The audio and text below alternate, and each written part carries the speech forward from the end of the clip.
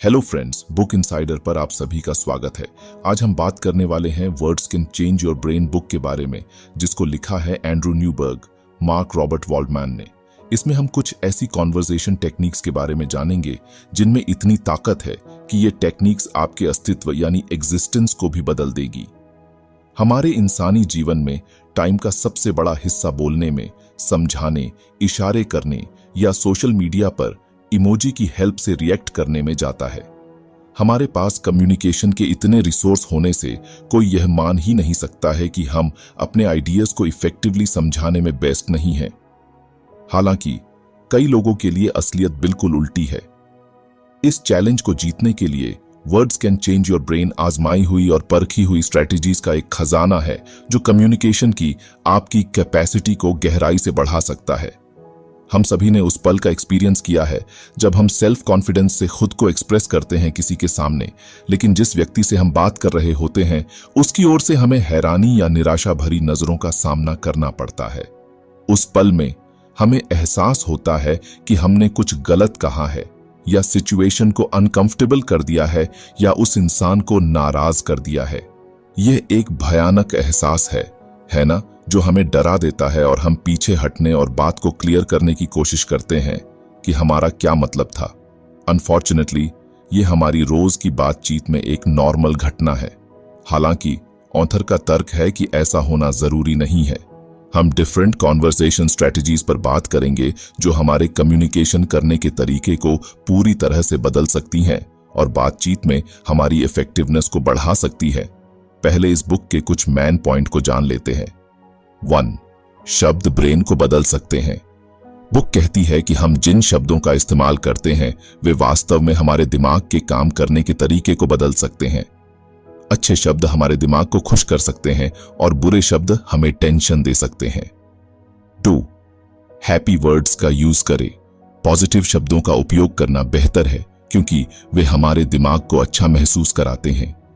खुशी भरे शब्द हमें ज्यादा पॉजिटिव सोचने और पूरे तरीके से बेहतर महसूस करने में मदद कर सकते हैं। 3 जरूरी बातें, पीस, कंपैशन, क्लैरिटी। बुक 3 जरूरी क्वालिटी के बारे में बात करती है। शांत रहना, दयालुता, करुणा दिखाना और कम्युनिकेशन में क्लियर होना। ये चीजें हमारी बातचीत को बेहतर बनाती हैं। 4 मन लगाकर बात करना और सुनना। ध्यान से बात करने का अर्थ है अपने शब्दों के प्रति सावधान रहना और ध्यान से सुनने का अर्थ है जब दूसरे बात करते हैं तो असल में ध्यान देना। इससे हमारी बातचीत और ज्यादा अच्छी हो जाती है। 5 पॉजिटिव एफर्मेशन। अपने आप से रेगुलरली एक मंत्र की तरह पॉजिटिव बातें कहने से हमारा दिमाग और पॉजिटिव तरीके से सोच सकता है। यह हमारे दिमाग को खुश रहने के लिए ट्रेन करने जैसा है। 6 दूसरों को समझना। बुक यह समझने के बारे में भी बात करती है कि दूसरे लोग कैसा महसूस करते हैं। जब हम अच्छी तरह से बात करते हैं और दूसरों को समझते हैं तो यह हमारे दिमाग को जुड़ाव महसूस कराता है। 7 साइलेंस इज पावरफुल। कभी कभी कुछ भी न कहना पावरफुल होता है। यह हमें बेहतर सोचने और समझने में मदद करता है। बातचीत में रुकना अच्छा हो सकता है। 8 जुड़ा हुआ महसूस करना। हमारा दिमाग बात करने और सुनने से दूसरों से जुड़ सकता है। जब हम पॉजिटिव बातें करते हैं तो हमारा दिमाग दूसरों से जुड़ाव महसूस करता है। 9 पॉजिटिव वर्ड्स, पॉजिटिव हेल्थ। अच्छे शब्दों का यूज न केवल हमारे दिमाग के लिए अच्छा है, यह हमारे शरीर के लिए भी अच्छा है। पॉजिटिव शब्द हमें हेल्थी और कम टेंशन देते हैं। 10 कठिन समय में मजबूत बने रहना। अगर हम अच्छे शब्दों का यूज करें तो हमारा दिमाग मजबूत हो जाता है। हम कठिन समय को बेहतर ढंग से संभाल सकते हैं और मेंटली हेल्थी रह सकते हैं। सरल शब्दों में बुक हमें दिखाती है कि जो शब्द हम चुनते हैं वे वास्तव में मायने रखते हैं। पॉजिटिव शब्दों का यूज न केवल हमारे दिमाग को खुश रखता है बल्कि हमारे रिश्तों को भी बेहतर बनाता है। ये हमारे ब्रेन को मजबूत और पॉजिटिव होने के लिए ट्रेन करने जैसा है। Chapter 1 the communication art. Communication, जिसे अक्सर लोग नॉर्मल बातचीत समझ लेते हैं, जबकि कई लोग अपनी लगातार बातचीत के कारण अपने आप को कम्युनिकेशन में एक्सपर्ट मानते हैं। बातचीत और इफेक्टिव कम्युनिकेशन के बीच अंतर होता है। एक बच्चे के शुरुआती कम्युनिकेशन स्किल्स पर सोचे। 2 या 3 साल की उम्र तक वे अपने थॉट्स को बताने के लिए शब्दों को इकट्ठा करना शुरू कर देते हैं, भले ही कभी-कभी अच्छे तरीके से नहीं कर पाते। वो बच्चे बहुत कोशिश करते हैं, पर उनका कम्युनिकेशन तब लड़खड़ा जाता है जब सुनने वाले को बात समझ नहीं आती। एक बच्चे के शब्दों को समझने के लिए हमें स्ट्रगल का सामना करना पड़ता है, और जब बड़े भी अपने थॉट्स अच्छे तरीके से नहीं समझा पाते तो वो भी सेम ऐसी ही सिचुएशन में होते हैं। किसी भी चीज को अच्छे से न समझने की वजह सिर्फ बोले गए शब्द नहीं है, बल्कि बोलने वाले के तरीके में भी कमी है। माता पिता को अक्सर निराशा का सामना करना पड़ता है जब वे बच्चे की चीखों के बीच बच्चा आखिर क्या कहना चाहता है ये नहीं समझ पाते। इसी तरह बड़े लोगों को भी ये प्रॉब्लम होती है, जबकि बड़े लोगों के पास तो बहुत सारे शब्द होते हैं। बल्कि इसका असली कारण 2 चीजों पर डिपेंड करता है, एक तो आपके इरादे पर और दूसरा डिलीवरी पर, और इन दोनों कारण की वजह से ही कम्युनिकेशन में प्रॉब्लम आती है। इसलिए कम्युनिकेशन स्किल को इम्प्रूव करने के लिए टाइम देना बहुत ज्यादा जरूरी है। इसकी शुरुआत बोलने और एक्चुअल कम्युनिकेशन के बीच की खाई को एक्सेप्ट करने से होती है। आपको ये मानना पड़ेगा कि सिर्फ बोलना एक अलग चीज है और अच्छा कम्युनिकेशन एक अलग चीज है। एक ऐसी सिचुएशन के बारे में सोचे जहां एक इंसान बहुत ज्यादा गुस्से में है और किसी के ऊपर गुस्सा कर रहा है, या किसी के बुरे मूड का खामियाजा भुगतता है। दोनों मामलों में शब्द तो सिर्फ बात को कहने का जरिया है, फिर भी इसमें इफेक्टिव कम्युनिकेशन की कमी है। शब्दों के पीछे का इरादा सिर्फ बातचीत को असली कम्युनिकेशन से अलग करता है। सिर्फ बातचीत में विचारों को बिना रोक कह देते हैं। यह लड़ाई, आदेश देने जैसे शब्द या मना करने वाले रवैये से भरे सेंटेंस की तरह हो सकता है, जैसे इसे रोकें, आप वैसे भी नहीं समझेंगे, या क्योंकि मैंने ऐसा कहा था। जब इन सेंटेंस को हम अच्छे से समझते हैं तो एक नेगेटिविटी दिखाई देती है जिससे आप एक इफेक्टिव कम्युनिकेशन नहीं कर पाते हैं। वे बंद करने वाले बयान की तरह से काम करते हैं, खुली बातचीत को दबाते हैं। ये सेंटेंस जैसे बैठ जाओ और चुप रहो, ये ऐसे लगते हैं जैसे आप आदेश दे रहे हो। माता पिता कहते हैं तो समझ में आता है, पर ऐसे सेंटेंस का यूज रिश्तों को खराब करता है, लड़ाई को बढ़ावा देता है और तालमेल को कमजोर करता है। इसलिए बैठ जाओ और चुप रहो जैसे सेंटेंस के यूज करने से बचेंगे, तभी ये एक हेल्थी कम्युनिकेशन को बढ़ावा देने के एक महत्वपूर्ण पहलू की तरह काम करता है। हम छोटी सी बात मनवाने के लिए ऐसे कह देते हैं, पर रिश्तों पर उनका बहुत बुरा और लंबे समय तक इफेक्ट पड़ता है।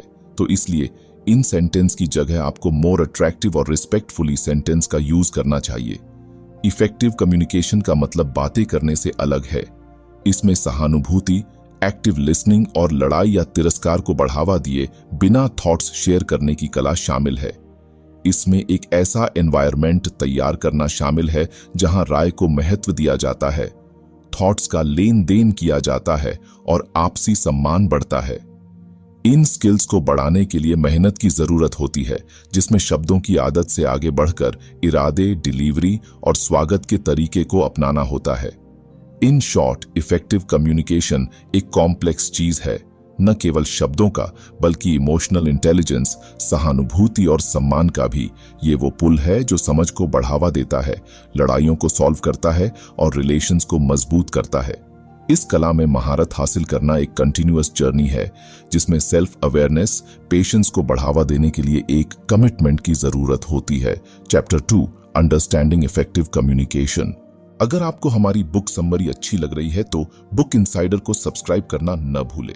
अच्छे कम्युनिकेशन को समझने की हमारी खोज में यह पहचानना जरूरी है कि आखिर यह क्या है और क्या नहीं है।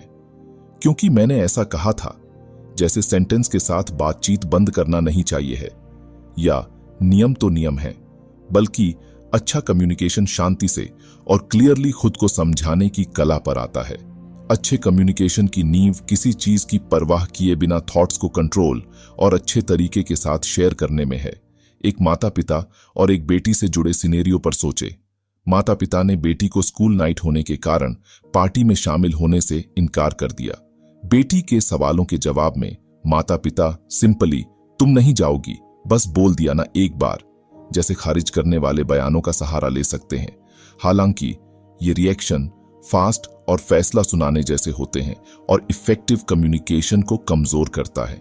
हम इसमें दूसरी अप्रोच भी अपना सकते हैं, क्लियरली ये कहने के बजाय कि क्योंकि मैंने ऐसा कहा, माता पिता चिंताओं को साफ करने का ऑप्शन चुन सकते हैं। वो कह सकते हैं कि मेन पार्टी में किसी की निगरानी के बिना सुरक्षा का रिस्क नहीं ले सकता हूं और कम उम्र के लोगों के शराब पीने के रिस्क के बारे में चिंतित हूं। इसके अलावा स्कूल के दिनों में देर रात तक रहना खतरनाक हो सकता है। आपके हेल्थ पर इफेक्ट पड़ता है। फिजिकल एंड एकेडमिक दोनों रूप से अपनी भलाई को प्रायोरिटी देना जरूरी है। इस एक्सप्लेनेशन से हालांकि और कोशिश की जरूरत होती है, पर इससे आपको लाभ मिलते हैं। यह रेस्पेक्ट और एक्सेप्टेबिलिटी की भावना को बढ़ावा देकर टेंशन को कम करता है। दूसरे लोगों की अप्रोच को बेकार समझने वाले सेंटेंस के बदले अगर आप ऐसे बात करेंगे तो सामने वाले को भी लगता है कि कम से कम ये मेरी बात को तवज्जो तो दे रहा है। इस रास्ते को चुनकर लोग आपसी सम्मान और विश्वास बढ़ा सकते हैं, जिससे फ्यूचर में पॉजिटिव बातचीत के लिए मंच तैयार होता है। इस अप्रोच की इफेक्टिवनेस फिलहाल आपको समझ नहीं आ रही होगी, पर फिर भी यह रिश्ते को मजबूत करने में बहुत मदद करता है। ऑफेंसिव बातचीत टेंशन और नाराजगी पैदा करते हैं। बंद करो जैसे बयानों के पीछे का इरादा जरूरी रूप से नुकसान पहुंचाना या गुस्सा भड़काना नहीं है, बल्कि अक्सर बंद करने में तेजी लाना है। हालांकि इन बयानों की वजह से दूसरे इंसान को खारिज और अपमानित महसूस हो सकता है। इस तरह के कम्युनिकेशन गलत तरीके का असर आपको बाद में पछताने पे मजबूर कर देता है। यदि एंगर एंड डिसरिस्पेक्ट की लंबे समय तक बनी रहने वाली भावनाओं पर ध्यान न दिया जाए तो यह फ्यूचर में होने वाली बातचीत में कड़वाहट ला सकती है और उसे खराब कर सकती है। समय के साथ यह पैटर्न कम्युनिकेशन की नींव को नष्ट कर देता है, जिससे रिश्तों अक्सर खराब हो जाते हैं। रिस्पेक्टफुली बात करने से न केवल टेंशन दूर होता है, बल्कि लंबे समय में हेल्थ पर भी अच्छा प्रभाव होता है। Chapter 3 the influence of body language in human interaction. Effective communication की खोज में अक्सर अनदेखा किया जाने वाला महत्वपूर्ण पहलू बॉडी लैंग्वेज है। शब्दों पर हमारे ध्यान के बीच हर बातचीत को आकार देने में बॉडी लैंग्वेज का इंपॉर्टेंस क्लियर हो जाता है। बॉडी लैंग्वेज एक साइलेंट लेकिन पावरफुल कम्युनिकेटर की तरह काम करती है, जो हमारी बातचीत की गहराई को बताती है। एक ऐसे सिनेरियो को इमेजिन करें जहां एक माता पिता अपने बेटे से वीडियो गेम के बहुत ज्यादा यूज के बारे में बात करते हैं। बेटे की फोल्ड हुई आर्म और फोल्ड हुई आंखें बहुत कुछ कहती हैं, एक बंद स्वभाव और इमोशनल डिटैचमेंट को दिखाती हैं। इसके अपोजिट दोपहर के भोजन के लिए किसी दोस्त से मिलने के बारे में इमेजिन करें। उनकी खुली आर्म और अच्छी स्माइल एक वेलकम करने वाले स्वभाव को दिखाती है, जो एक खुली और पॉजिटिव रिएक्शन का इशारा है। नए लोगों से मिलते समय ओपन बॉडी लैंग्वेज को अपनाना जरूरी हो जाता है। इसमें बाहों को आराम देना, सीधे लोगों का सामना करना और इंटरेस्ट दिखाना और थोड़ा सा आगे की ओर झुकना जैसे इशारे शामिल हैं। ये एक्टिविटी एक्सेप्टेंस का माहौल बनाती है और सम्मान की भावना को बढ़ावा देती है, जिससे दूसरे पक्ष को सम्मान से जुड़ने के लिए इनवाइट किया जाता है। आप जो बोल रहे हैं वैसे ही आपकी बॉडी लैंग्वेज होनी चाहिए। एक जॉब इंटरव्यू सिनेरियो पर सोचे जहां एक कैंडिडेट अवसर के लिए बातों से उत्साह और कृतज्ञता दिखाता है, जबकि उनकी बॉडी लैंग्वेज इसके ऑपोजिट है। बोले गए शब्दों और बॉडी लैंग्वेज के बीच ये डिसबैलेंस बेस्ट कम्युनिकेशन में प्रॉब्लम खड़ी करता है, जिससे एक अनस्टेबिलिटी पैदा होता है जो पूरी कन्वर्सेशन को बिगाड़ सकती है। आपके शब्दों और बॉडी लैंग्वेज के बीच कनेक्शन बनाए रखना अच्छी बातचीत को बढ़ावा देने का काम करता है। बोले गए शब्दों के साथ बॉडी लैंग्वेज को बैलेंस करने से कम्युनिकेशन की नींव मजबूत होती है, विश्वास और तालमेल बढ़ता है। Direct eye contact body language का एक और पहलू है जो आपकी कम्युनिकेशन को इंप्रूव करता है। हालांकि कंट्रोल जरूरी है। लगातार ज्यादा देर तक आई कांटेक्ट अच्छाई के बजाय बुराई में बदल सकता है। इसके बजाय मुस्कुराहट के साथ थोड़ी देर के लिए लेकिन सीधी नजर दूसरे इंसान पर दबाव डाले बिना ध्यान और पॉजिटिविटी दिखाती है। 2007 में लोयोला मैरीमाउंट यूनिवर्सिटी में नोरा ए मर्फी द्वारा किए गए रिसर्च में आंखों के कांटेक्ट के इफेक्ट पर जोर दिया गया है। रिसर्च से रिजल्ट निकला कि बोलते समय सही आई कांटेक्ट अच्छा साइन होता है, जो पहले इफेक्ट में पॉजिटिविटी लाता है। अगर आपको हमारी बुक समरी अच्छी लग रही है तो बुक इनसाइडर को सब्सक्राइब करना न भूलें। इसके अलावा मर्फी के रिसर्च ने इंटेलिजेंस को बढ़ाने में चश्मा पहनने पर प्रकाश डाला। हालांकि चश्मा पहनना जरूरी नहीं है, लेकिन इनफ आई कांटेक्ट बनाए रखना पॉजिटिव बॉडी लैंग्वेज का एक जरूरी पॉइंट है। ये बॉडी लैंग्वेज बातचीत के लिए बहुत ज्यादा जरूरी होती है। किसी शब्द के बोलने से पहले ही बात को आकार देते हैं। लोगों में चिंता और ओवरथिंकिंग का होना आम बात है, जिससे बिना जरूरत के अजीबता पैदा होती है। एक सिंपल अप्रोच जिसमें एक स्माइल और एक सिंपल सेंटेंस जैसे हाय, आप कैसे हैं, एक इफेक्टिव कम्युनिकेशन के लिए बहुत जरूरी है। नाम याद रखना अक्सर एक चुनौती पैदा कर सकता है। ये एक तकनीक है जिसमें बातचीत में नाम को तुरंत दोहराना, याददाश्त को मजबूत करना और पर्सनल रिलेशनशिप्स बनाना शामिल है। नाम की तारीफ करना या इसे किसी निजी किस्से से जोड़ना इस रिलेशन को मजबूत करने में और मदद करता है। Chapter 4, mastering communication. इस पूरी बुक में हमने केवल नॉर्मल बातचीत और असली कम्युनिकेशन के बीच अंतर को समझा है। कम्युनिकेशन सिर्फ बोलना नहीं है। लोग समझते हैं कि नॉर्मल बातचीत को ही कम्युनिकेशन बोलते होंगे, बट ऐसा बिल्कुल नहीं है। ये एक कला है जिसको आपको सीखना पड़ेगा। आप सिर्फ बातचीत करने से कम्युनिकेशन में अच्छे नहीं हो सकते हो। कम्युनिकेशन में थॉट्स को इफेक्टिवली तरीके से बताने के लिए शब्दों का और बॉडी लैंग्वेज का अच्छे से बैलेंस की जरूरत होती है। इस बैलेंस को हासिल करना दूसरों के साथ तालमेल बिठाने के लिए महत्वपूर्ण है। इफेक्टिव कम्युनिकेशन में महारत हासिल करना कोई छोटी मोटी बात नहीं है, लेकिन यह एक ऐसी स्किल है जिसका कोई मूल्य नहीं है। इसके लिए पॉजिटिव और नेगेटिव कम्युनिकेशन पैटर्न के बीच की बारीकियों को सीखने की जरूरत है। एक फंडामेंटल चेंज तब होता है जब हम खारिज करने वाले शब्द जैसे शट डाउन बयानों को पेशेंट और क्लियर एक्सप्लेनेशन के साथ बदल देते हैं। किसी से बात करने से लेकर बातचीत में शामिल होने का यह बदलाव आपसी समझ और रिलेशन को बढ़ावा देता है। इसके अलावा ओपन बॉडी लैंग्वेज और पॉजिटिव चेहरे के एक्सप्रेशन का बैलेंस इंपॉर्टेंट भूमिका निभाता है। ये बॉडी लैंग्वेज कम्युनिकेशन में आराम और एक्सेप्टेंस का माहौल बनाती है, दूसरों को हमारे थॉट्स के साथ अपनी इच्छा से जुड़ने के लिए इनकरेज करते हैं। इन शॉर्ट, इफेक्टिव कम्युनिकेशन सिर्फ नॉर्मल बातचीत से बिल्कुल अलग है। ये बॉडी लैंग्वेज और डीपली किसी की बातों के साथ जुड़ना, इन सभी के इरादे का मिक्सचर है। प्रैक्टिस और इन प्रिंसिपल को अपनाने से लोग एक इफेक्टिव कम्युनिकेशन डेवलप कर सकते हैं, जो बोले गए शब्दों और एक्सप्रेस किए गए इमोशन के बीच के अंतर को कम कर सकता है। तो फ्रेंड्स, आज की हमारी ये बुक समरी यही खत्म होती है। चलिए इसको हम कहानी से समझते हैं। भारत के एक बड़े शहर मुंबई में अर्जुन नाम का एक लड़का रहता था। वह एक अच्छा इंसान था, लेकिन लोगों से बात करना उसकी आदत नहीं थी। जब भी वह बोलता तो ऐसा लगता जैसे वह दरवाजे खोलने की बजाय बंद कर रहा हो।